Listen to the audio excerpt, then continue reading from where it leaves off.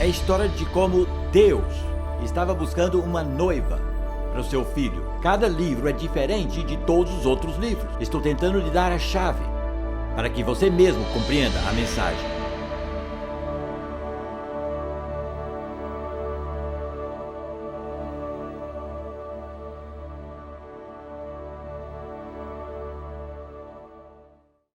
Vou começar o nosso estudo do livro de Zacarias, lendo alguns versículos do capítulo número 8. Acho que vão ficar um pouco surpresos. Assim diz o Senhor dos Exércitos: sejam fortes e completem a obra. Já ouviram o tempo suficiente. Desde que lançaram os alicerces do templo, vocês têm ouvido os profetas falarem sobre as bênçãos que lhe esperam ao terminarem. Antes de começarem a construir, não havia empregos, não havia salário, não havia segurança. Se você saísse da cidade, não haveria como saber se conseguiria voltar, de tanto crime que havia. Mas está tudo tão diferente agora, diz o Senhor dos Exércitos, porque eu estou semeando paz e prosperidade entre vocês. Suas lavouras prosperarão, as parreiras ficarão carregadas de uvas, a terra será fértil e haverá bastante chuva. Todas essas bênçãos serão dadas aos que restarem do meu povo. Que Deus os castigue como castigou o povo de Judá. Maldiziam as nações, mas não mais, porque Judá agora é uma palavra de bênção e não maldição. Que Deus os abençoe como abençoou o povo de Judá, agora dirão. Então não fiquem com medo, nem desanimados. Continuem reconstruindo o templo. Agora eu li isso porque parece muito com o profeta Ageu. Essa foi exatamente a mensagem de Ageu. E Ageu e Zacarias se sobrepuseram pelo período de um mês. E Zacarias continuou exatamente de onde Ageu parou. Então, por isso eu li essa passagem. Agora, Ageu é um dos profetas mais fáceis de entender entre os profetas menores. Zacarias, por outro lado, talvez seja o mais difícil. Se você já leu esse livro antes desta série, bom, talvez você poderia me ensinar um pouco sobre ele, mas com certeza é um livro muito enigmático e difícil de entender. Há muitas diferenças entre o profeta Ageu e o profeta Zacarias, apesar da semelhança que eu já lhes mostrei. Na verdade, há três. O primeiro, Zacarias veio depois do profeta Ageu. Não muito depois. Na verdade, se sobrepuseram por um mês, mas Zacarias continuou por muito mais tempo. Foi como uma corrida de revezamento, como se Ageu passasse o bastão para Zacarias, que continuou correndo com ele. Mas Zacarias correu muito mais. Então, em segundo lugar, seu livro é muito mais longo do que o de Ageu. São 12 capítulos e 11 páginas, e não apenas 2. E em terceiro lugar, ele continuou profetizando por pelo menos 2 anos. E desta forma ele tinha muito mais revelações para compartilhar. A diferença maior é que Zacarias conseguiu enxergar o futuro mais distante. Ageu tratou com o presente e os problemas imediatos e o futuro imediato. Mas Zacarias conseguia enxergar muito à distância, conseguindo ver o final de todas as coisas. E até algumas de suas predições mais imediatas estavam misturadas com suas visões do futuro muito mais distante, e isso nos deixa um pouco confusos. De que época ele está falando? E vamos tentar entender um pouco essa confusão. O livro de Zacarias tem mais poesia do que o livro de Ageu. Um pouquinho a mais, como nós veremos. Mas, sobretudo, isso é o que nós chamamos de um livro apocalíptico. Embora ainda seja profecia, é um tipo específico de profecia que é um pouco diferente dos outros tipos de profecia. É um tipo de profecia que é mais baseado em figuras do que em palavras. Vem na forma de visões do que numa forma verbal. É mais para os olhos do que para os ouvidos. Então as profecias apocalípticas são recheadas de símbolos, de figuras estranhas, assim como animais. Tudo isso tem uma parte muito grande nas profecias apocalípticas. E principalmente anjos aparecem muito na profecia apocalíptica, que não é muito normal. Há anjos que vêm e mostram figuras para as pessoas e depois explicam estas figuras. Isso lhes lembra alguma coisa? O livro do Apocalipse também nos lembra da segunda metade do livro de Daniel, que também é apocalíptico, como também de alguns trechos do livro de Ezequiel. Se lembram que Ezequiel viu aquelas rodas grandes com as bordas cheias de olhos, rodas dentro de rodas como um giroscópio gigante, correndo daqui para ali por todo o céu. Tudo isso é o que nós chamamos de profecia apocalíptica. O motivo por que vem nesta forma tão estranha é muito simples. É muito difícil imaginar o futuro distante. O futuro próximo é bem fácil de imaginar, porque nada mais é do que as tendências atuais se confirmando. Mas como você descreveria a vida hoje para alguém que viveu 1000 anos atrás? Como descreveria a televisão para eles? Seria muito difícil eles entenderem. A única forma de descrever o futuro distante para alguém é tentar fazer uma figura ou um símbolo e depois tentar explicar esse símbolo. Então, em Zacarias, estamos lidando com um tipo muito diferente de profecia. Então, nós temos cavalos de diversas cores, com seus cavaleiros, temos chifres e ferreiros, temos pedras com 7 olhos em cada pedra, temos fitas de medir e oliveiras e candelabros, uma mulher num cesto e uma mulher com asas de cegonha, temos rolos voadores, e todas essas coisas são muito estranhas e meio difíceis para nós, porque nós somos pessoas práticas e bem objetivas. Entendemos quando uma pá é uma pá. Nós entendemos o profeta Ageu com muita facilidade. Ele disse: vamos lá, termine o templo e Deus os abençoará. Quem precisa de qualquer explicação sobre isso? Mas Zacarias é uma história totalmente diferente. Portanto, vamos olhar o profeta em primeiro lugar. O seu nome significa Deus se lembra. Isso é bem significativo. Deus se lembra é um nome bem comum no Antigo Testamento. Eu contei 29 pessoas com o nome Zacarias no Antigo Testamento. Um nome muito comum. Ele era sacerdote, e isso também é muito significativo. Temos aqui um sacerdote que era também um profeta. Agora, já lhes falei que de cada 15 pessoas voltando da Babilônia, 2 eram sacerdotes.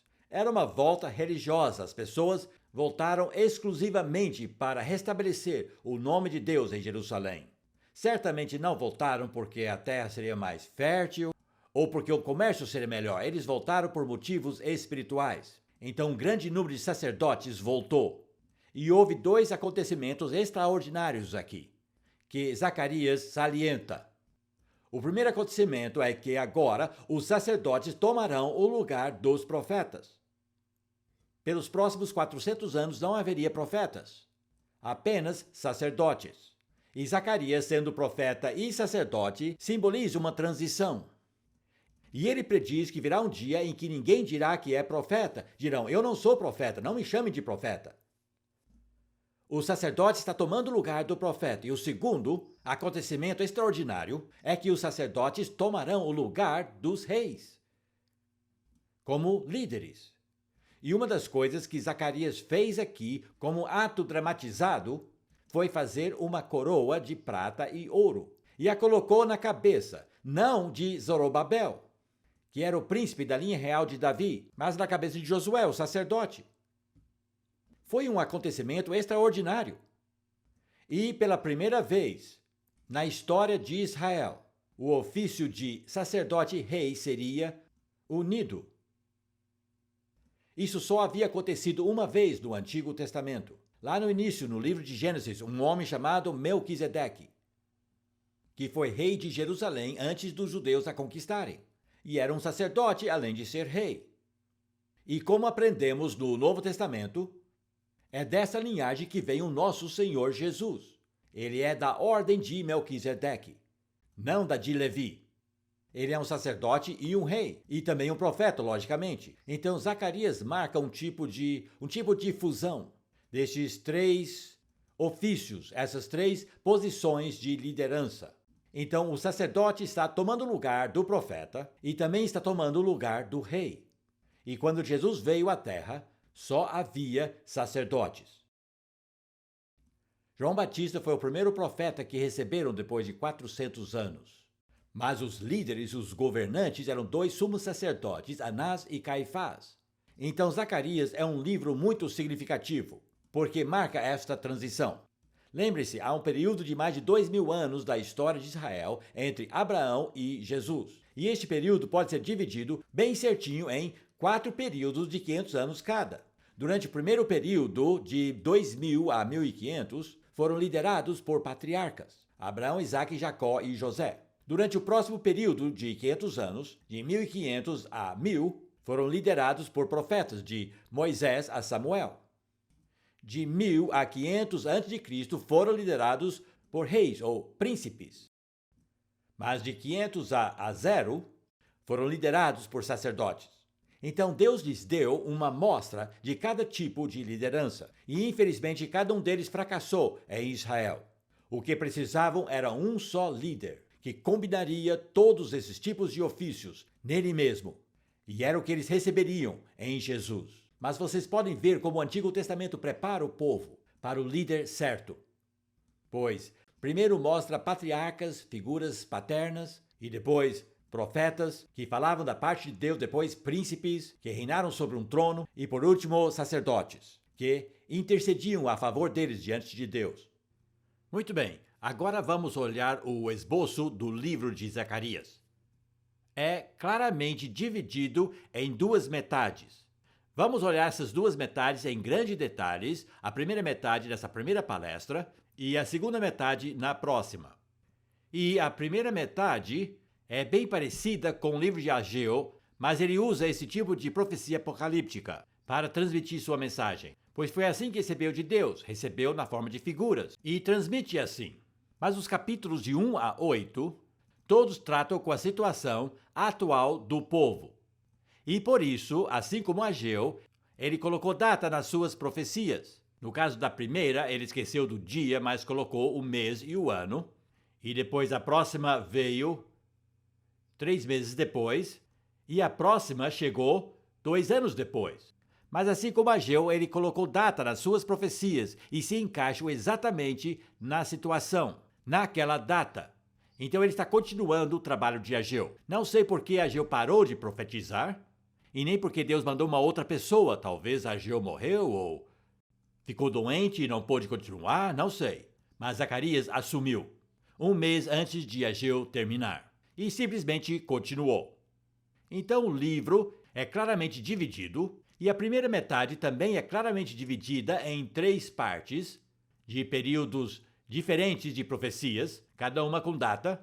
Então cada profecia é uma unidade, um sermão que ele pregou ao povo de Deus. Lembre-se, ainda estão terminando o templo, não concluíram o templo, mas deram ouvidos a Ageu. Uma coisa que chama atenção sobre os profetas que vieram depois do exílio é que o povo lhes escutava e obedecia às suas instruções.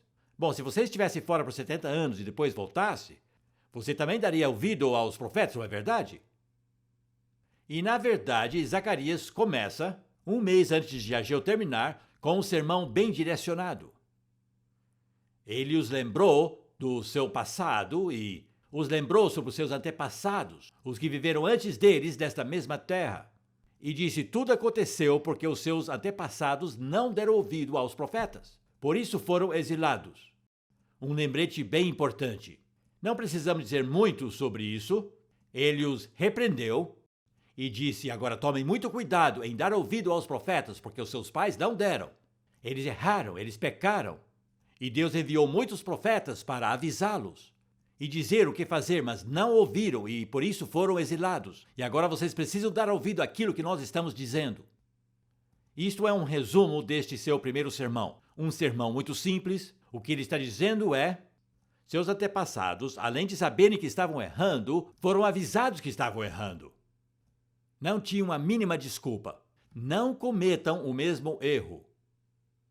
É quase como se estivesse dizendo: façam o que Ageu lhes disse, ou se darão mal também. Em seguida parou de pregar, por 3 meses Não, foram quase 3 meses.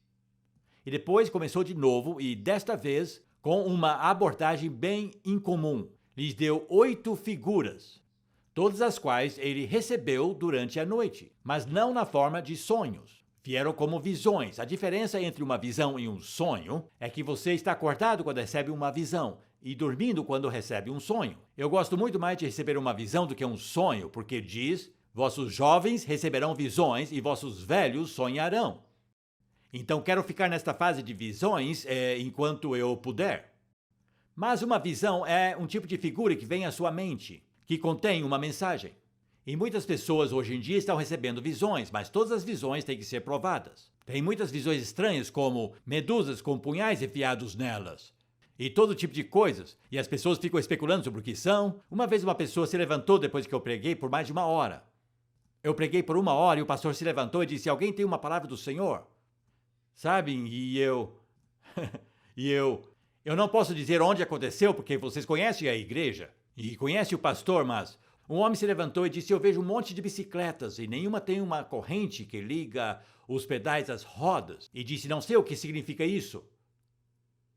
E o vigário perguntou: alguém tem a interpretação? Mas ninguém tinha a interpretação. Mas foi muito esquisito. Sabe, você prega por mais de 1 hora e o pastor pergunta: alguém tem uma palavra do Senhor? Sabe, você fica se perguntando. Mas nós realmente precisamos dessas figuras. Porque essas figuras, quando vêm de Deus, realmente tocam o nosso coração. E visões normalmente vêm durante o dia, quando estamos acordados, mas essas vieram durante a noite, e Deus teve que ficar lhe acordando para dar a próxima.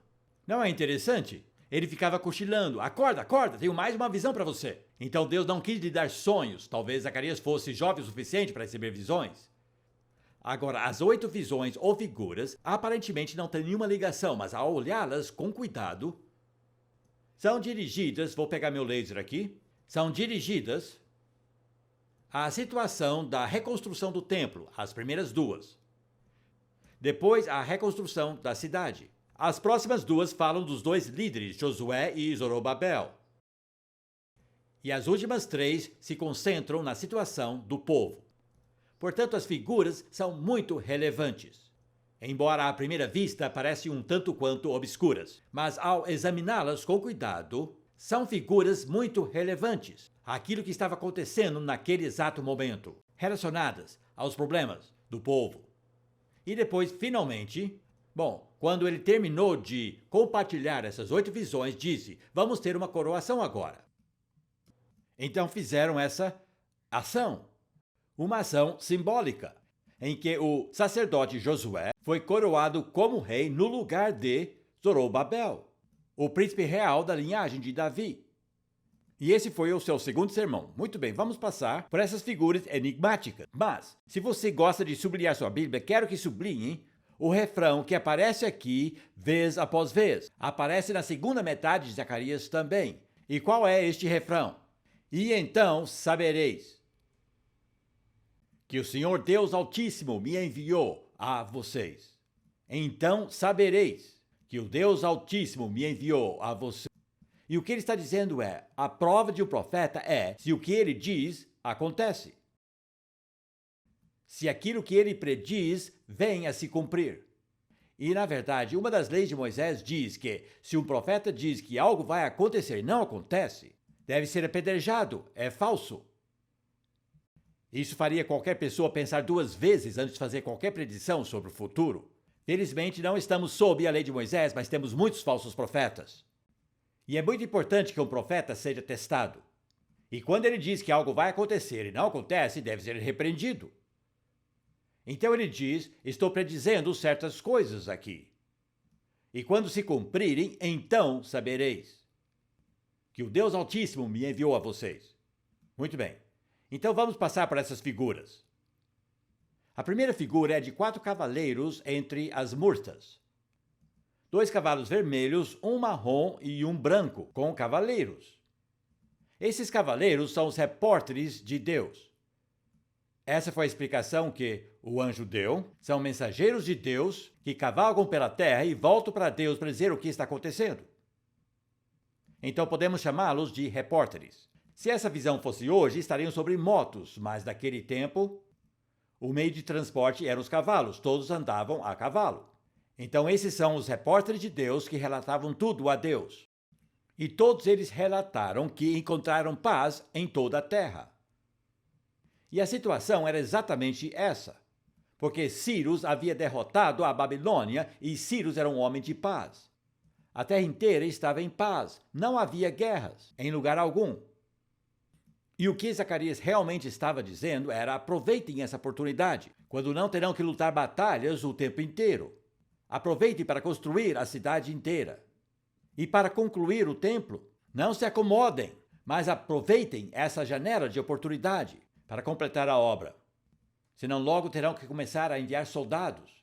travar uma outra guerra ou lutar contra uma invasão de um outro país. Infelizmente, não muito tempo depois disso, foram invadidos por inimigos, pelos egípcios, pelos sírios, pelos gregos e pelos romanos. Mas havia uma janela de paz aqui, quando poderiam reconstruir o templo. E na verdade ele está dizendo, Deus tem lhes concedido essa janela de paz, esse tempo curto de paz, para que não se distraiam dessa tarefa que tem que fazer.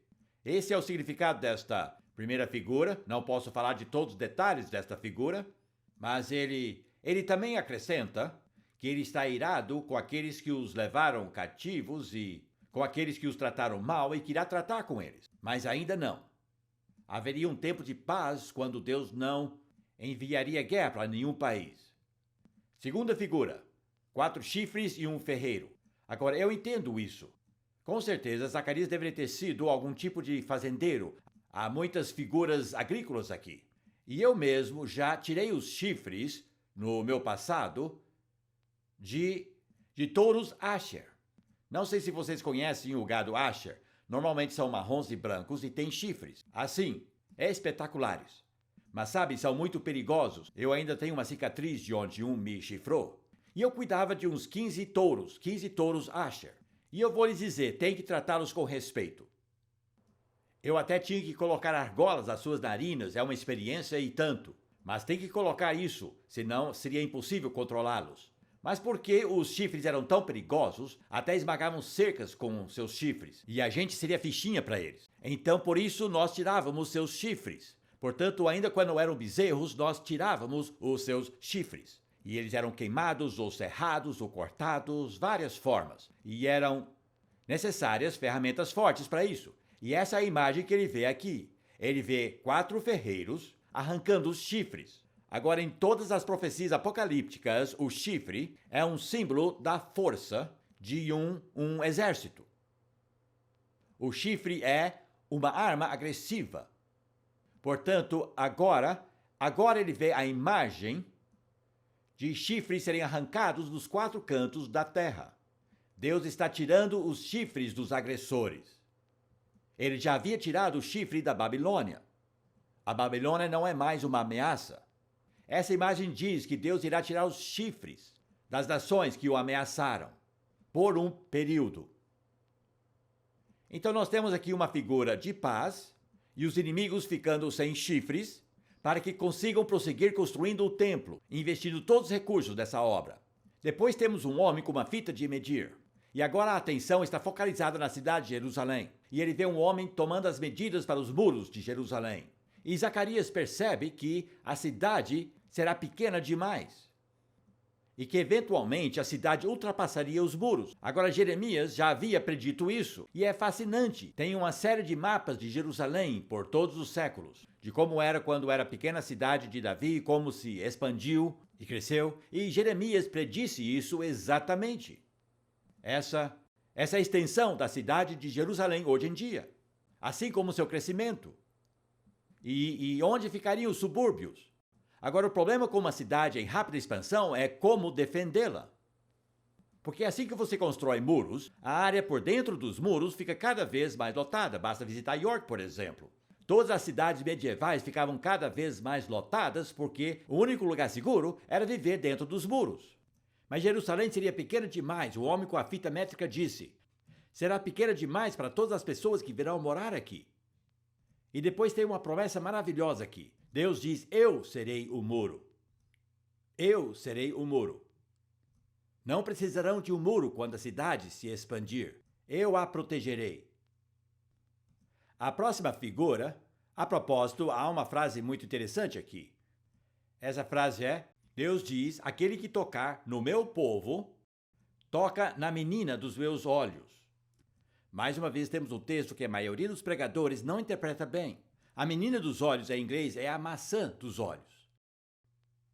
E isso se refere à íris do olho. Olhe no espelho e você verá que a parte central parece uma maçã, com um talo no meio. Sabe a íris com aquelas linhas? Pegue uma maçã e olhe a parte do talo e você verá a íris de um olho. É isso que significa a maçã do olho. É a parte mais sensível do nosso corpo. E basta ser atingido por uma partícula de poeira que a pálpebra fecha imediatamente. E pálpebra no hebraico é guardador. É a palavra no hebraico para pálpebra. O guardador do olho, ele fecha para proteger essa parte tão sensível do seu corpo. Na verdade, minha esposa e eu temos muito motivo para pensar nisso, porque o Salmo 121 foi dado para ela e eu quando ela teve câncer no olho. E foi muito sério.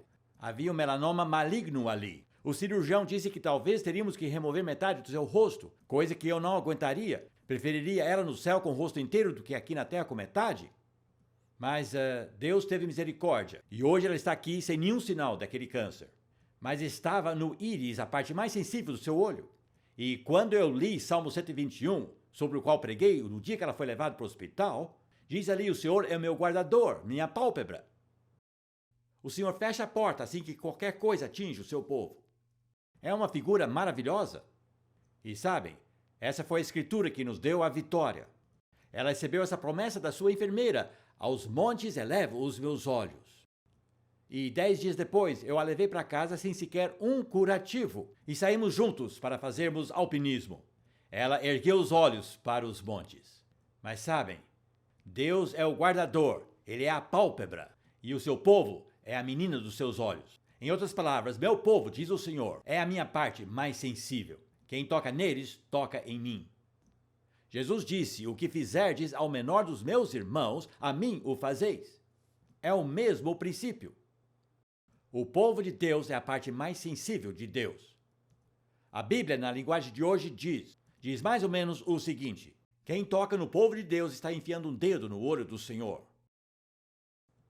É uma alegoria muito vívida. Imaginem só, é uma figura maravilhosa. E mais uma vez nós temos esse refrão: e então saberão. Agora o que ele está dizendo é o seguinte: as nações que tocaram vocês, eu lidarei com elas. E então ele diz uma coisa maravilhosa sobre as outras nações. Ele diz: algumas das outras nações virão a juntar-se a vocês. Se tornarão parte de vocês. Aqui temos duas predições sobre as nações gentias. Uma, aquelas que atacam Israel terão que lidar com Deus. A segunda, muitas dessas nações se tornarão parte de Israel. E então saberão, vale para os dois. Quando eu tocar aqueles que tocaram em Israel, então saberão. E quando os gentios vierem se juntar a vocês, então saberão. E as duas coisas já aconteceram. A história é prova de que o Deus de Israel existe. O imperador Frederico da Prússia perguntou uma vez ao filósofo Heidegger: me dê uma única prova da existência de Deus. E o filósofo Heidegger disse simplesmente: Vossa Majestade, os judeus. A história deles é prova. Então vocês saberão. Quem ousa atacar Israel, mais cedo ou mais tarde, pagará o preço. E também outras nações, assim como nós, temos nos ajuntado a Israel e fomos enxertados na oliveira. Então nós sabemos, hoje de manhã, que Deus enviou Zacarias. Temos prova disso, estamos aqui, estamos na oliveira. E essa profecia se cumpriu. Vamos prosseguir. Rapidamente, a mudança de veste de Josué. O seu foco agora é a liderança do povo. O príncipe Zorobabel e o sacerdote Josué. O que acontecerá agora? Bom, a primeira coisa é que o diabo aparece na cena. Você já observou que o diabo quase não aparece no Antigo Testamento? Você já reparou nisso? Só consigo pensar em Gênesis 3, no Jardim do Éden, e depois, quando? No final de Crônicas, quando tentou Davi a numerar Israel. E em Jó também ele aparece. E aqui? Acho que foram só essas vezes. Me diga se você pensar de outra ocasião, mas podemos contar nos dedos de uma mão as vezes em que o diabo participa da história no Antigo Testamento. Mas claro, ele está por detrás de muitas coisas.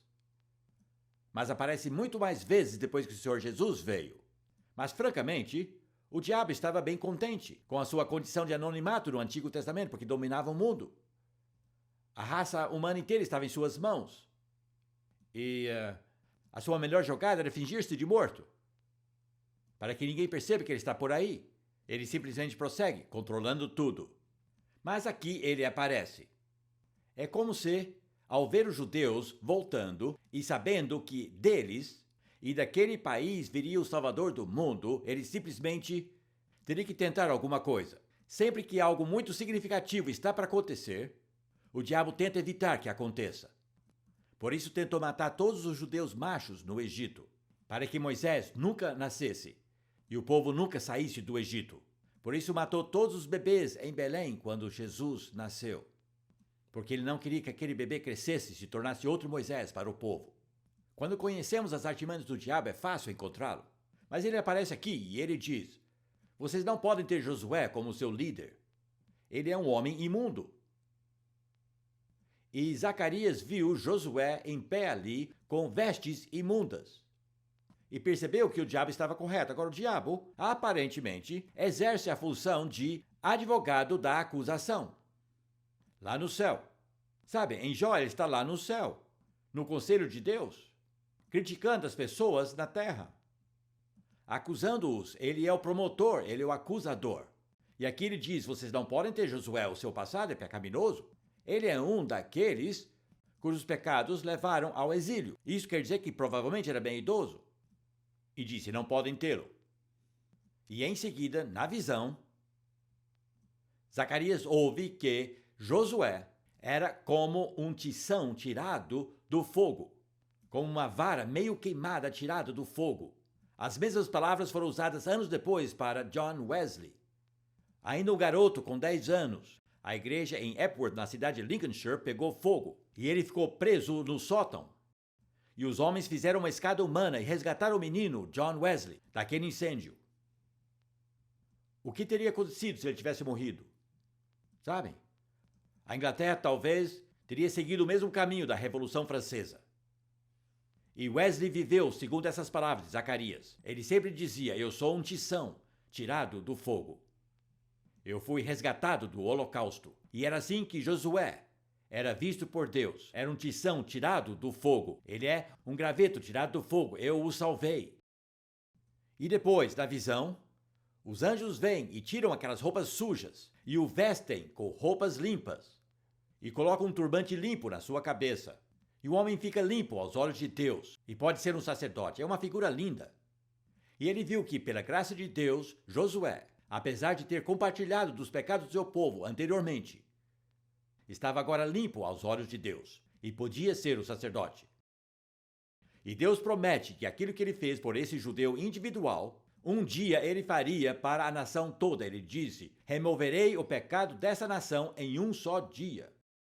Deus pode limpar uma pessoa totalmente e fazer dela um sacerdote. E há uma outra promessa aqui: naquele dia, cada um de vocês convidará seu próximo para sentar-se debaixo da sua videira e debaixo da sua figueira.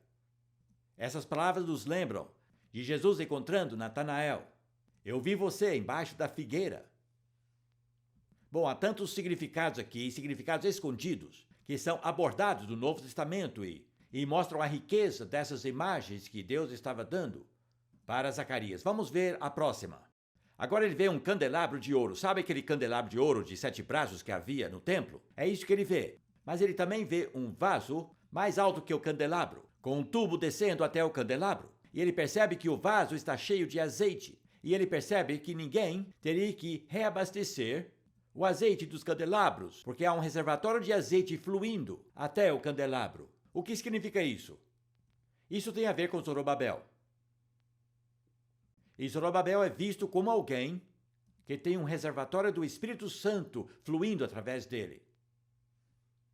E o óleo, claro, é sempre um símbolo do Espírito Santo de Deus. Por isso usamos a palavra unção quando o Espírito Santo desce sobre uma pessoa. Ungido com óleo. Nossa rainha foi ungida com óleo quando foi coroada. Chama-se crisma. Aquela parte da cerimônia, porque crisma ou Cristo significa unção. É a mesma palavra. Então Zorobabel é um ungido de Deus. E a palavra para ungido, no hebraico, é Mexia, ou Messias, como nós dizemos, mas é Mexia. O ungido do Senhor Deus. É um símbolo real. E em seguida temos um texto que já foi citado por muitas pessoas. Não por força, nem por poder, mas pelo meu espírito, diz o Senhor. Isso se tornou um lema para tantas coisas. O que significa? Não por força significa força militar. Nem por poder significa poder político. Em outras palavras, a linha real de Davi terá que conseguir o que for conseguir, não por ter um exército e nem por alcançar autoridade política, mas pelo Espírito. E quando Jesus veio desta linhagem real, ele não tinha um exército.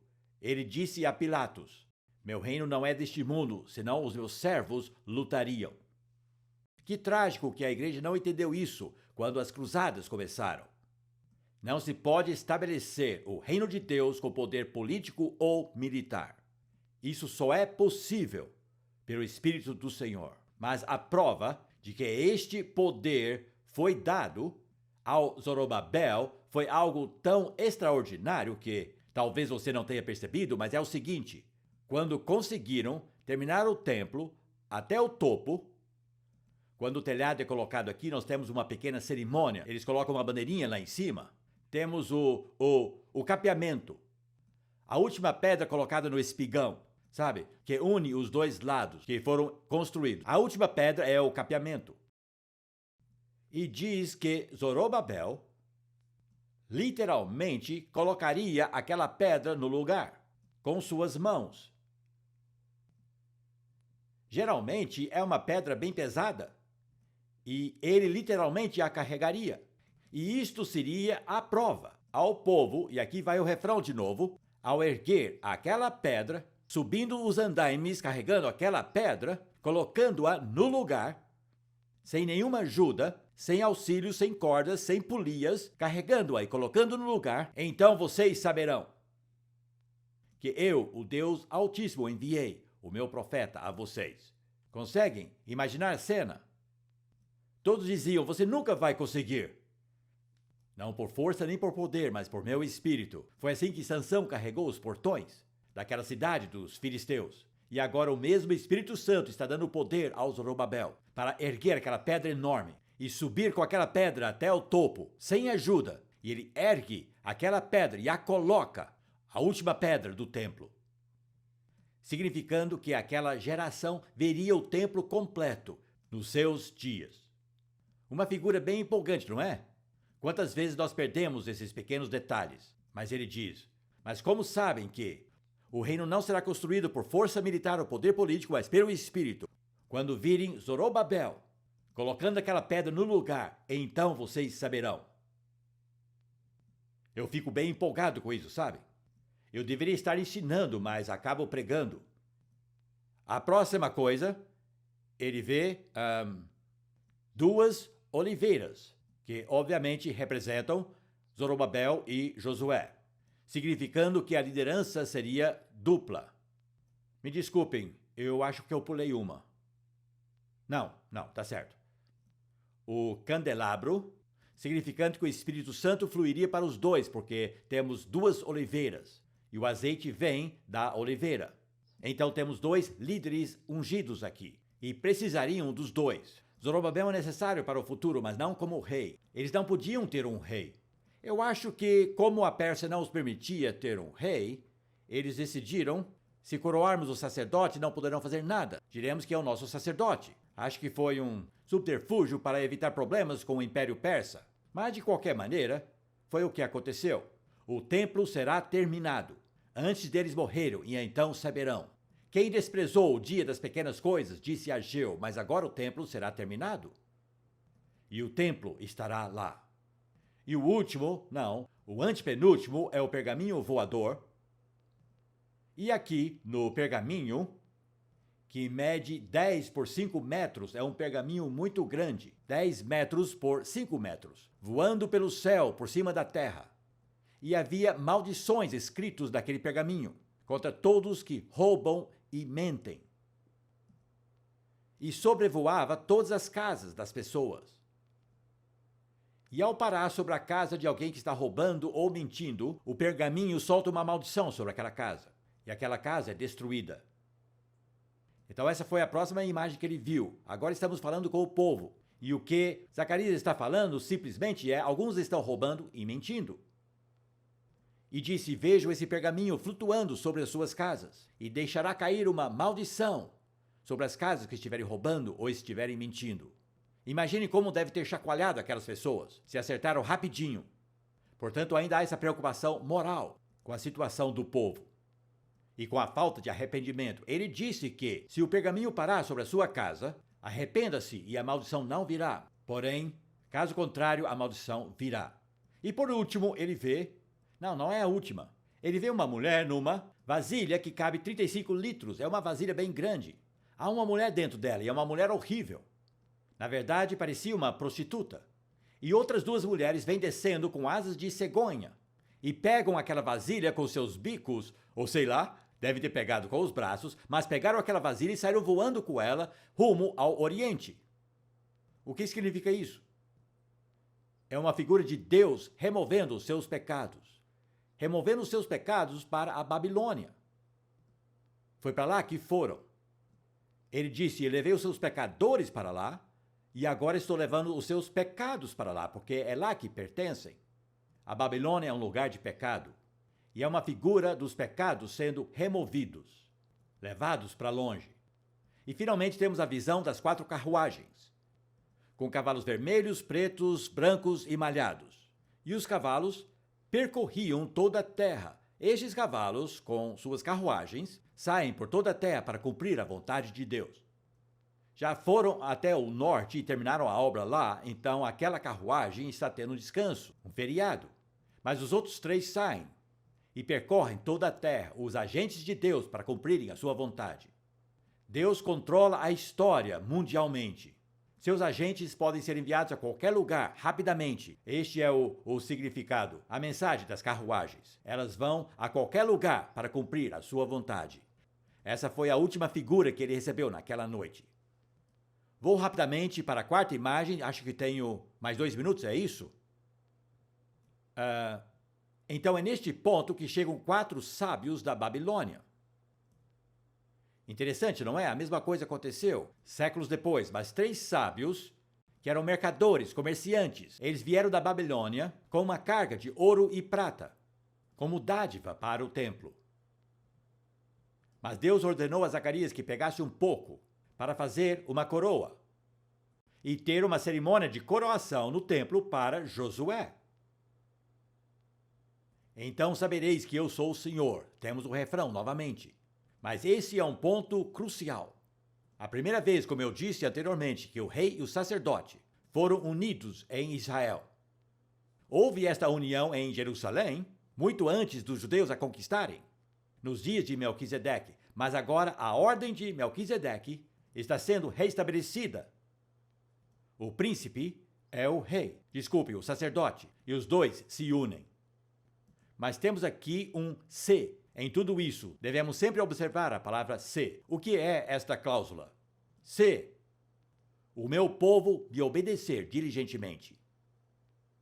Se Deus está dizendo: eu estou lhes dando um rei novamente, mas não da linhagem real de Davi. Estou lhes dando um rei, então agora são um reino. Mas é o sacerdote, para não causarem problemas com a Pérsia. O fato de terem um rei. Podem dizer: o nosso sacerdote, a gente coroa os sacerdotes. Sabe, contornaram a situação para se tornarem o reino de Israel, mais uma vez. Mas ainda não é o verdadeiro cumprimento das promessas do Messias que viria.